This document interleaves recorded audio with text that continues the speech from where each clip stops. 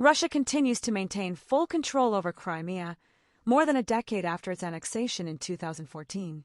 Despite Moscow's grip, much of the international community, led by the United States and European Union, still refuses to recognize the move.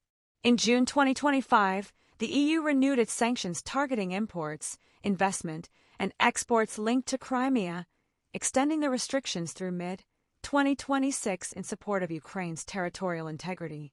Tensions on the ground remain high. Ukrainian resistance fighters have repeatedly struck infrastructure across the peninsula, including rail lines near Dzhenkoy and Balaklava earlier this year. These operations, aimed at disrupting Russian military supply routes, came alongside symbolic protests on the annexation anniversary, underscoring Crimea's ongoing role as a center of resistance.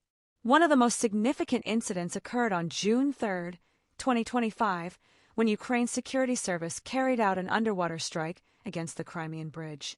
Using more than a ton of explosives, the attack damaged a supporting pier and briefly shut down the key supply route before Russian authorities reopened it later that day.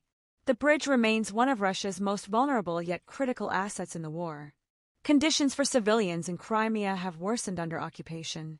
Rights groups report a rise in enforced disappearances, particularly involving women, as well as fabricated criminal charges and pressure on detainees. Allegations of withheld medical care and intimidation tactics have drawn further criticism from international observers. The broader conflict shows little sign of easing. Russian missile and drone strikes continue to target Ukrainian cities, while Kyiv defends its territory and presses allies for more support.